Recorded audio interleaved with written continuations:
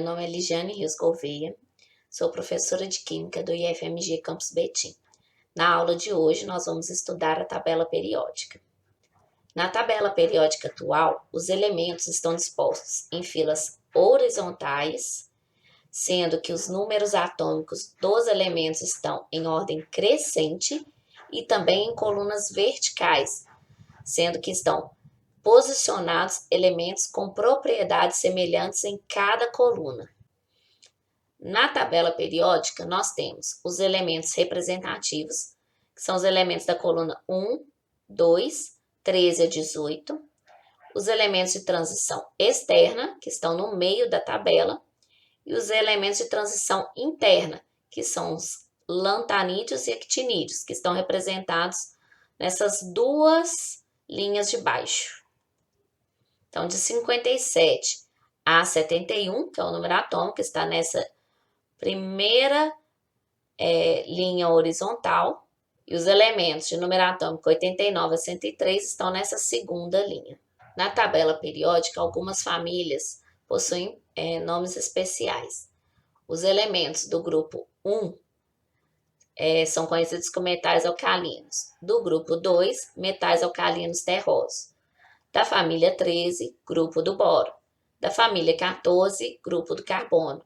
Da família 15, grupo do nitrogênio. Da família 16, calcogênios. 17, halogênios. E, por último, a família do gases nobres. Os elementos da família 18 são conhecidos como os gases nobres. No restante da tabela, nós temos os não metais, o hidrogênio e os metais. Cada linha horizontal da tabela periódica a gente chama de período. E nós temos no total 7 períodos. Esses 7 períodos correspondem ao número de níveis de energia. Então, o hidrogênio e o hélio possuem um nível de energia. O lítio, berílio, nitrogênio, oxigênio, flúor e neônio, 2 níveis de energia. O sódio, 3, o potássio, 4, e assim sucessivamente. Esse número da coluna ou da família corresponde ao número de elétrons na camada de valência, quando a coluna é 1 e 2. Da coluna 15 a 18, para a gente achar o número de elétrons na camada de valência, a gente pega o número do grupo e subtrai de 10. Por exemplo, o nitrogênio está na coluna 15. 15 menos 10, ele tem 5 elétrons na camada de valência. Agora, nós vamos estudar as propriedades periódicas.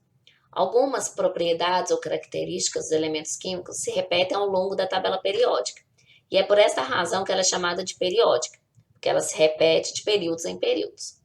Vamos começar com o raio atômico. Para se determinar o raio atômico, convencionou-se que a distância entre 2 núcleos equivale a 2 vezes o seu raio.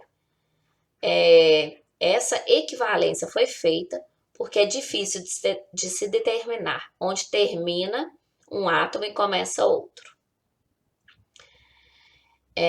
Sabe-se que cátions, em geral, possuem raios atômicos menores que seu átomo neutro.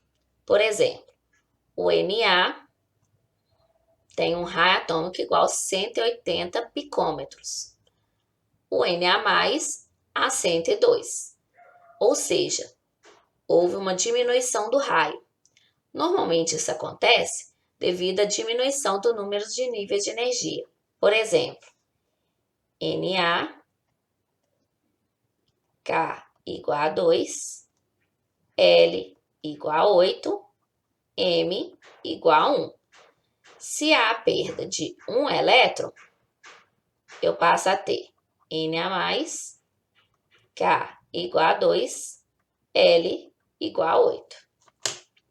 No caso dos ânions, eles possuem raios atômicos maiores que seu átomo neutro correspondente. Por exemplo, o cloro, ao ganhar um elétron, passa a ter 181 picômetros. Isso ocorre porque os elétrons são mais fracamente atraídos pelo núcleo do que no átomo neutro. Outra propriedade periódica é a energia de ionização.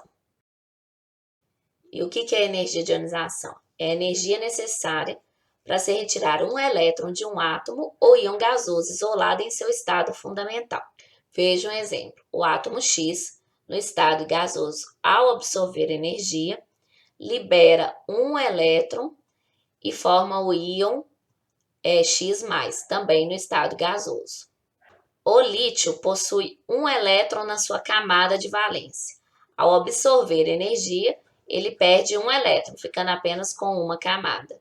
O sódio possui também um elétron na última camada. Ao absorver energia, ele forma o íon Na+. Observa-se que a energia de ionização do lítio é maior do que a energia de ionização do sódio. Isso acontece porque o elétron que está posicionado na camada de valência do lítio está mais fortemente atraído pelo seu núcleo do que o sódio. Sendo assim, nós observamos na tabela periódica que a energia de ionização cresce de baixo para cima na coluna e da esquerda para a direita no período. Na tabela periódica, então, nós temos que o raio atômico cresce de forma inversamente proporcional à energia de ionização, ou seja, o raio atômico cresce de cima para baixo na família e da direita para a esquerda no período, ao contrário da energia de ionização. Outra propriedade periódica é a afinidade eletrônica. A afinidade eletrônica é a variação de energia potencial associada à adição de um elétron a um átomo ou íon em fase gasosa no estado fundamental. Observe nessa imagem que os valores de afinidade eletrônica são, na sua maioria, exotérmicos, ou seja, há uma liberação de energia quando se adiciona um elétron a um átomo ou íon em fase gasosa no estado fundamental, com exceção de alguns outros elementos. A afinidade eletrônica pode ser representada por esta equação química. O átomo X, no estado gasoso, ao receber elétron, forma o íon negativo gasoso e libera energia, como a gente viu que acontece na maioria das vezes. A afinidade eletrônica, ela cresce na coluna de baixo para cima e no período da esquerda para a direita. Uma observação importante. A afinidade eletrônica numericamente é igual ao potencial de ionização. Observa-se, então, que a afinidade eletrônica é inversamente proporcional ao raio. Quanto maior o raio, menor a afinidade eletrônica. E por último, eu vou falar da eletronegatividade. A eletronegatividade ela pode ser compreendida como a capacidade de atração dos elétrons pelo núcleo. Elementos com energias de ionização elevadas possuem dificuldade em perder elétrons, enquanto elementos com afinidades eletrônicas elevadas possuem facilidade em receber elétrons de átomos vizinhos. Ou seja, elementos eletronegativos terão afinidades eletrônicas e energias de ionização elevadas, como que a gente pode ver por essa figura. A afinidade eletrônica, energia de ionização e eletronegatividade crescem e decrescem para o mesmo lado e são inversamente proporcionais ao raio atômico. Com isso, a gente termina a aula de hoje sobre tabela periódica e suas propriedades, e aqui eu deixo algumas referências bibliográficas para vocês.